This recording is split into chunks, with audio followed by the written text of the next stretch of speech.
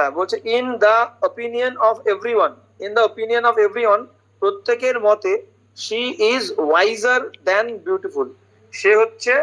আচ্ছা এখানে বাক্যের মানেটা কি বলতে চাইছে বলো দেখি, মাঝে বলো। স্যার সবার মতে সে একজন সে ওয়াইজার, মানে সে অনেক বেশি ওয়াইজার বিউটিফুল মানে সুন্দরের থেকে অনেক বেশি বুদ্ধিমান। সাবাস, তাহলে এইটাই বলতে চাইছে, তাই তো? মিনিং এটাই বলতে চাইছে যে সবার মতে সে সুন্দরীর থেকে অনেক বেশি বুদ্ধিমান। গুড, সুন্দর, একদম তাই। এইবার দেখো এই দুটো বাক্য লিখছি, এই দুটো বাক্যের ডিফারেন্সটা ভালো করে বুঝবা। যদি আমি বললাম যে নাম হচ্ছে, নাম দিয়ে হচ্ছে মনে করো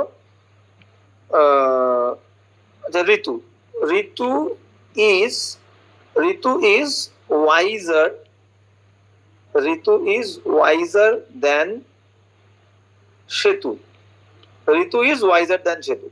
তাহলে এখানে ভালো করে বোঝো, এখানে কিন্তু ভালো করে ডিফারেন্সটা বোঝো। এখানে দুটো ব্যক্তির মধ্যে তুলনা করা হচ্ছে, একটা হচ্ছে ঋতু আর একটা হচ্ছে সেতু।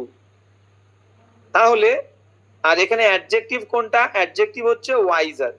তাহলে যখন আমি দুটো পার্সেন্স ব্যক্তির মধ্যে তুলনা করব, তখন ওয়াইজটাকে আমি আমার ইচ্ছে মতো ডিগ্রি অনুযায়ী ওয়াইজ, ওয়াইজার, ওয়াইজেস্ট করব। কিন্তু যদি একই ব্যক্তির দুটো কোয়ালিটির মধ্যে তুলনা, হ্যাঁ বল বিষ্ণু বল। দা হবে না? না দা না। আচ্ছা আমি কি বলছি একটুখানি শুনে নে। তাহলে দুটো ব্যক্তির মধ্যে তুলনা করলে অ্যাডজেক্টিভের ইআর ইএসটি ফর্ম আমরা বসাবো দুটো ব্যক্তি হলে। কিন্তু যদি একই ব্যক্তির দুটো গুণ হয়, একই ব্যক্তির দুটো গুণ, একই ব্যক্তির দুটি গুণ, সেক্ষেত্রে আমি কি বলবো বাক্যটাকে? সেক্ষেত্রে আমি বলতে পারি যে ঋতু দিয়ে প্রথম নামটাই লিখে, Ritu is more wise than strong. ভালো করে বোঝো। তাহলে এখানে কিন্তু আমি দুটো অ্যাডজেক্টিভের মধ্যে তুলনা করছি, দুটো অ্যাডজেক্টিভ, দুটি গুণ মানে এখানে দুটো অ্যাডজেক্টিভ করলাম, দুটো গুণ মানে দুটো অ্যাডজেক্টিভ। তাহলে এখানে দুটো ব্যক্তির মধ্যে তুলনা করছিলাম, ওয়াইজ, ওয়াইজার, ওয়াইজেস্ট আমরা ইউজ করছিলাম। কিন্তু যখন একই ব্যক্তির দুটো গুণের মধ্যে, দুটো গুণ কোনটা? একটা হচ্ছে ওয়াইজ মানে হচ্ছে পণ্ডিত বুদ্ধিমান, আর একটা গুণ হচ্ছে স্ট্রং শক্তিশালী, এটা একটা গুণ। তাহলে একই ব্যক্তির দুটো গুণের মধ্যে তুলনা করলে এর আগে এই মোর দিয়ে করবো আমরা, ডিগ্রিটা মোর দিয়ে। Ritu is more wise than strong. বুঝতে পেরেছো? যখন দুটো ব্যক্তির মধ্যে তুলনা হবে তখন ইয়ার দিয়ে করবো, আর যখন একই ব্যক্তির দুটো গুণের মধ্যে হবে তখন মোর দিয়ে। কে বুঝতে পারেনি বলো? বিষ্ণু বুঝতে পেরেছিস? না বলছি যখন দুটো ব্যক্তির গুণের সাথে সম্পর্ক হবে, একই গুণ মানে একটাই ব্যক্তি দু রকম গুণ, তখন একটার আগে মোর দেবে। হ্যাঁ তখন হচ্ছে ওই যে অ্যাডজেক্টিভ ব্যবহার করছি দুটো, একটার আগে মোর দিয়ে দেবো। মানে প্রথম যেটা তুই বসাবি তার আগে মোর দিয়ে কম্পারেটিভ করবো। প্রথম যেটা দিয়ে করবো সেটা তার আগে মোর দিয়ে দেবো। হ্যাঁ, আর যখন যখন যখন দুটো ব্যক্তির মধ্যে তুলনা করবো তখন তো যেটা আমরা বলা ইয়ার দিয়ে করি কম্পারেটিভ, তখন ইয়ার দিয়ে করবো। Ram is better than Sam, ঠিক আছে? আই অ্যাম বললাম weaker, I am weaker than him বা দ্যান হি, আমি তার থেকে বেশি দুর্বল। এরকম দুটো ব্যক্তির মধ্যে হলে ইয়ার দিয়ে কম্পারেটিভ হবে। কিন্তু একই ব্যক্তির দুটো গুণের মধ্যে যদি আমি তুলনা করি তখন মোর দিয়ে করবো কম্পারেটিভ। ঠিক আছে? ওকে, তাহলে 132 কি বলছে দেখেনি? বলছে the tiger is as swift as any animal. The tiger, বাঘ হয় দ্রুত যে কোনো পশুর মতো। বলছে বাঘ হয় সুইফট মানে কি? সুইফট মানে দ্রুত। বলছে বাঘ হয়, the tiger is Swift as any, কোথায় ভুল মনে হচ্ছে? এইখানটায় ভুল। এনির পরে শুধু এনি হয় না, এনির পরে একটা বল, এনি আদার মানে অন্য যে কোনো বলতে চাইছে। বলছে বাঘ অন্য যে কোনো পশুর মতোই ক্ষিপ্র, দ্রুত। তাহলে এনির সঙ্গে একটা আদার যোগ হবে। The tiger is as swift as any other animal, এনির সঙ্গে আদার বসবে, এনি আদার। ওকে, তাহলে এটা গেল। এবার হচ্ছে নেক্সট 133 কি বলছে দেখেন। 133 বলছে যে হ্যাঁ বলছে I have come to know মানে আমি জানতে পেরেছি, আমি কি জানতে পেরেছি, দ্যাট যে হিজ ফাদার তার বাবা হ্যাজ ডাইড মারা গেছে 3 days ago আছে তো। বলো বলো had died আচ্ছা আচ্ছা but এখানে সিম্পল পাস্ট হবে স্যার, বলো সঞ্জয় বলো। পাস্ট হবে সেটাই সিম্পল বলছি। পাস্ট হবে স্যার, এগো লেটার এসব থাকলে। হ্যাঁ বিষ্ণুর হিসাব ঠিক আছে, পাঁচটা করেছিস, কিন্তু এগো, প্রিভিয়াস, লাস্ট আর হচ্ছে ইয়েস্টারডে থাকলে, এইগুলো থাকলে আমাদের সেই বাক্যটা কি হয়ে যাবে, V2 হয়ে যাবে, V2। তাহলে এখানে এগো আছে, তাহলে এগো থাকলে আমাদের এখানে চেঞ্জ হয়ে যাবে, এই হ্যাজ আর ডায়েট উঠে গিয়ে আমাদের সিম্পল ডায়েট হবে। তাহলে এটাকে আমরা কেটে দেব। তাহলে I have come to know that his father died 3 days ago। বুঝলো, ঠিক আছে? হ্যাঁ ওকে নেক্সট। তাহলে কি বলছে দেখো, নেক্সট 34 বলছে যে when you will find out a solution, বলছো when you will find out a solution, সলিউশনের পরে অ্যাপ্রোপ্রিয়েট প্রিপজিশন আমাদের টু বসে, দেখো টু রয়েছে, সলিউশন টু, অ্যাপ্রোপ্রিয়েট প্রিপজিশন কিন্তু সলিউশন টু, ঠিক আছে? Key to success, solution to the problem, এরকম visit to somewhere, appropriate preposition গেল। এইবার স্যার when এর পরে will হবে না, when you will when এর পরে will হবে না। সুন্দর। তাহলে when এর পরে will হবে না, এই তো মাথায় থাকছে, তার মানে when এর পরে will হবে না, when you will হবে না, কন্ডিশনাল বাক্যে বলতে আমি বলেছিলাম যে পরের অংশে shall will দেব, কিন্তু এই when if এদের সঙ্গে আমরা shall will দেব না। তাহলে সেগুলো কি কি বলেছিলাম, কনজাংশন যখন শর্ত সাপেক্ষ বাক্য, when, if, unless, unless until, as soon as, এইগুলো as long as ও বলতে পারি, as soon as long as। তাহলে when, after if, before এগুলো তো হবে after না। before, good after before তাহলে when, if, unless, until, as soon as long as, after, before এরা যখন কনজাংশন হিসেবে কাজ করবে এবং সেটা বাক্যটা শর্ত সাপেক্ষ, সেই ক্ষেত্রে আমরা এই কনজাংশনের পরে shall will দেব না। বাক্যের পরের অংশে shall will হবে, এদের সাথের অংশে কিন্তু shall will হবে না। মানে এই কনজাংশন গুলো সাথের অংশে shall will কিন্তু আমরা বসাবো না, এদের সাথের অংশে আমাদের এখানে shall বা will এটা হবে না। ওকে, তাহলে তাহলে কি হবে, when you find out a solution to this problem, যখন তুমি খুঁজে পাবে একটা সমাধান এই প্রবলেমের, you will be awarded a prize, তোমাকে একটা পুরস্কার দেওয়া হবে। দেখ পরের অংশে will আছে, এখানে আমরা will বসিয়েছি, এই যে will আছে, পরের অংশে will আছে, কিন্তু when এর সাথের অংশে shall will হবে না। ওকে নেক্সট 135 কি বলছে দেখো, 135 বলছে before the alarm had stopped ringing, বলছে অ্যালার্ম, হ্যাঁ before the alarm had stopped ringing, অ্যালার্মটা বাজা বন্ধ হওয়ার আগে Nisha had telephone the police, Nisha পুলিশকে টেলিফোন করেছিল। এবার আমাকে বলো, এখানে দুটো কাজ আছে, দুটো কাজের মধ্যে কোন কাজটা আগে হয়েছিল বলো, দুটো কাজের মধ্যে কোন কাজটা আগে? আগে দেখি নিশা ফোন করেছিল স্যার, আগে ফোন আগে? করেছিল তারপর স্টপ হয়েছিল। হ্যাঁ তাহলে আগে ফোন করেছিল তারপরে বন্ধ স্যার হয়েছিল। স্যার হ্যাভ স্টপ হবে। আচ্ছা, অতীতে দুটো যদি কাজ থাকে, দুটো এখানে পাস্ট পারফেক্ট আছে, কিন্তু এখানে একটা সিঙ্গেল ইনডিফিনিট হবে, পাস্ট ইনডিফিনিট হবে। হ্যাঁ একটা V2 একটা হ্যাড প্লাস V3, তাহলে যেটা আগে হয়, যেটা আগে তুলনামূলক যেটা আগে হবে সেটা হ্যাড V3, আর যেটা পরে হবে সেটা V2। তাহলে যেটা আগে হয়েছে, এই যে আগে কল করেছিল সেটা তো আমাদের রয়েছে, এই যে হ্যাড টেলিফোন রয়েছে, আর যেটা পরে হয়েছিল ওটা শুধু স্টপ। এটা শুধু স্টপড হবে। হ্যাঁ এটা শুধু স্টপড হবে। তাহলে আমার এখানে এই হ্যাডটা কেটে দেবো। Before the alarm stopped ringing, Nisha had telephone the police. Okay next 136 কি বলছে দেখে নাও, বলছে যে this is the first time, এটাই হলো প্রথমবার that I see such a interesting movie. এটাই হলো প্রথমবার যে আমি এরকম, আচ্ছা আমি ধরো সিনেমা দেখতে গেলাম, সিনেমা দেখতে গিয়ে বেরোলাম, আমরা কেজিএফ থ্রি বেরোয়নি, কেজিএফ 3 দেখলাম, খুব সুন্দর লাগলো। এবার কেজিএফ 3 দেখার পরে মৌনি, তুমি যদি কেজিএফ 3 দেখো, তুমি দেখে বেরোনোর পরে কি বলবা? ধরো তোমার হেবি সুন্দর লেগেছে বইটা, তুমি কি বলবে যে আমার জীবনে এই প্রথমবার আমি এরকম একটা বই হ্যাঁ স্যার, কি বলো, বাংলাটা বলো, দেখলাম। দেখলাম।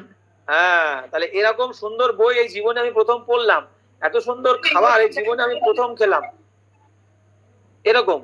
তাহলে এত সুন্দর একটা মুভি আমি এই প্রথম দেখলাম, এত সুন্দর একটা দৃশ্য এই প্রথম আমি উপলব্ধি করলাম, এত বড় চোর আমি এই প্রথম দেখলাম, ঠিক আছে?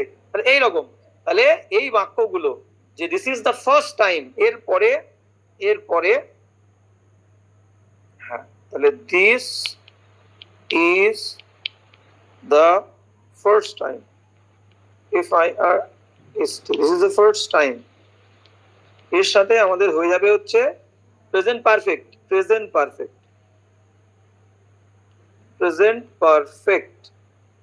ক্লিয়ার? প্রেজেন্ট পারফেক্ট মানে কি? হ্যাভ বা হ্যাজ প্লাস V3, ক্লিয়ার? সেটাই বসাবো। তাহলে বলো, তাহলে কি হবে বলো? তাহলে this is the first time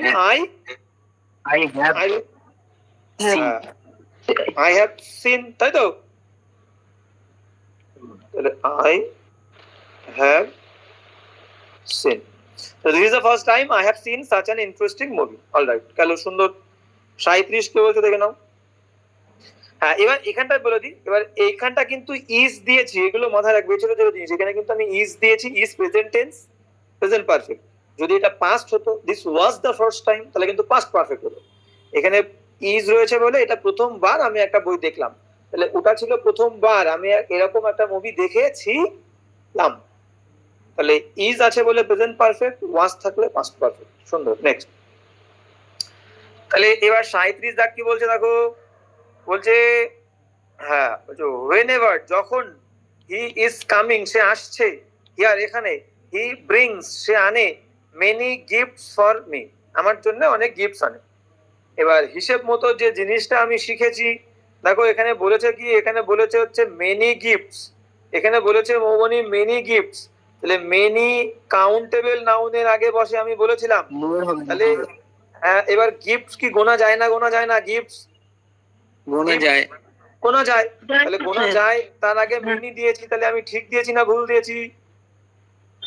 ঠিক দিয়েছি। ঠিক দিয়েছি, তাহলে যেটা শিখলাম সেটা ঠিক শিখেছি আমরা, তাহলে many gifts.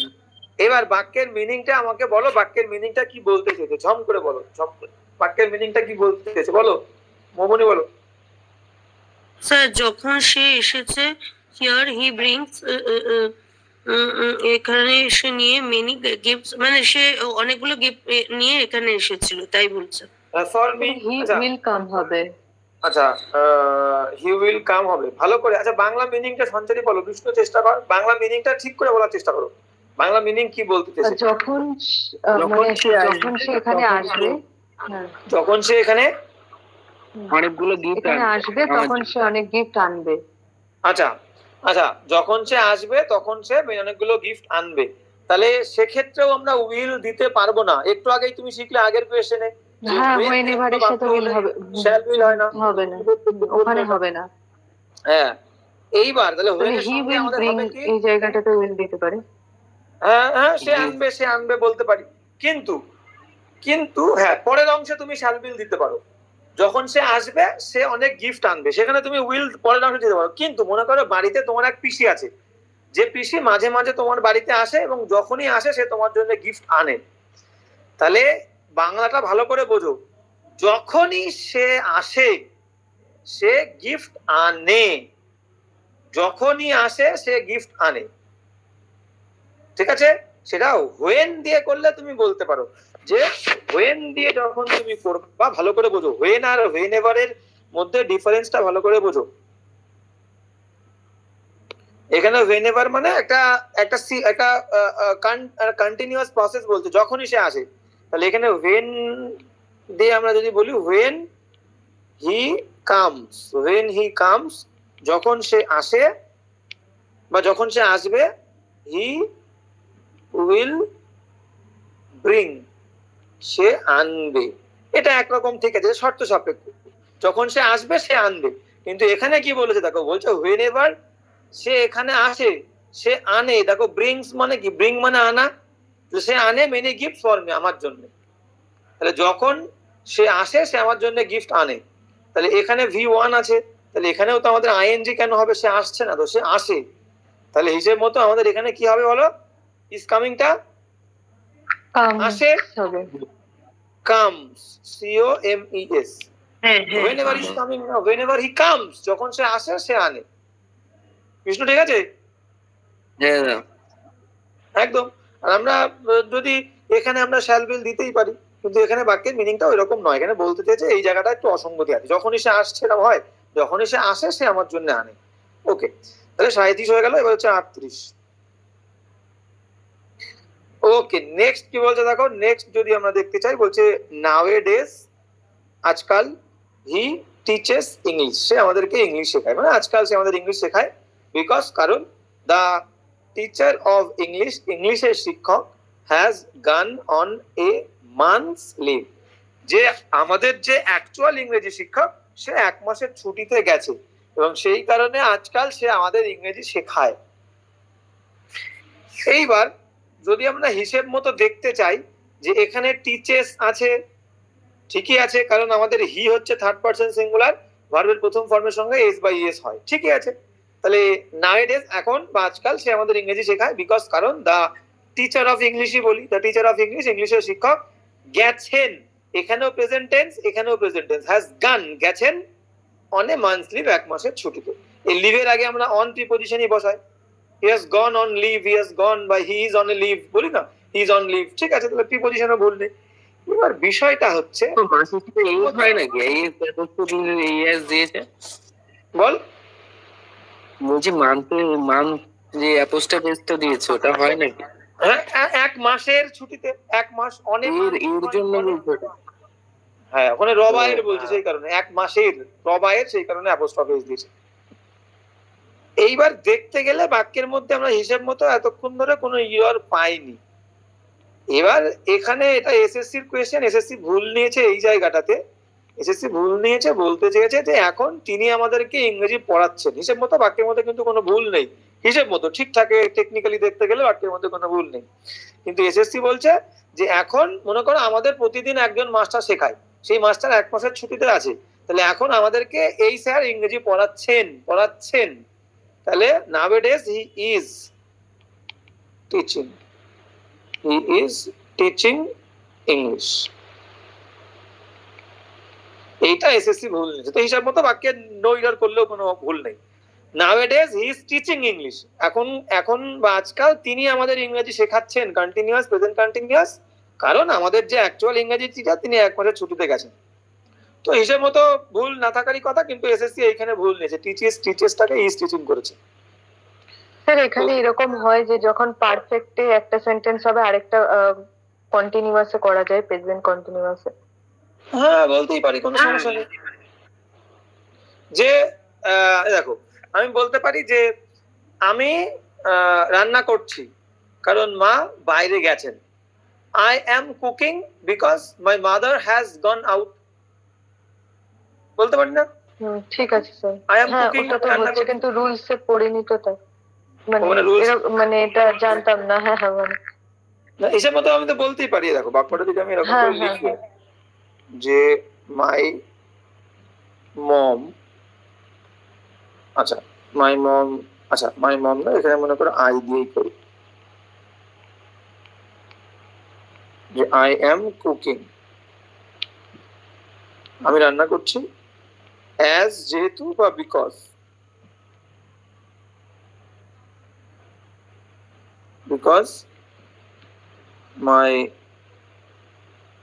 my mom has gone out, বাইরে গেছে, বলতেই পারি, কোনো সমস্যার কিছু নেই। ওকে, নেক্সট সেন্টেন্স যদি আমি বলি যে 139 কি বলেছে দেখো, হ্যাঁ 139 বলছে যে হাইটেম হবে, এ হবে, বলো it is high time, it is high time. এই হবে এতে ভুল হবে না, মনে পড়েছে মৌবনি, কিন্তু বিষয়টা এক্সাক্ট মনে নেই। ইট ইজ হাই টাইম, এটা হচ্ছে উপযুক্ত সময়, এটাই হচ্ছে উপযুক্ত সময়। স্যার এখানে V2 হবে অলওয়েজ। হ্যাঁ, good good good, very good. তাহলে it is high time you are starting this business, মানে বলতে চেয়েছে এটাই সঠিক সময় যে তুমি তোমার কাজটা শুরু করো। সেইড রাম টু মহেশ, রাম মহেশকে বলেছিল। তো এখানে বিষয়টা হচ্ছে এই যে এইখানটাই ভুল আছে। এবার ভুলটা কি আছে এখানে, এই আর স্টার্টেড, এই আর স্টার্টিং এটা উঠে গিয়ে শুধু স্টার্টেড হবে, শুধু স্টার্টেড। এবার কেন হবে, আমি বলেছিলাম যে কিছু ফ্রেজ আছে যে it is time, it is high time, it is time, it is high time, আর it is about, it is about time. তো এদের পরে আমাদের কি হয়ে যাবে, এদের পরে V2 হয়ে যাবে। It is time, it is high time, it is about time, তিনটের মানেই হচ্ছে উপযুক্ত সময়, এটা হয় উপযুক্ত সময়। তাহলে এখানে দেখো ইট ইজ হাই টাইম আছে, তাহলে পরের ভার্বটা V2 হবে। It is high time you started this business, said Ram to Mahesh. Okay, 39 হয়ে গেল। এবার লাস্ট কি বলছে দেখেন, 140।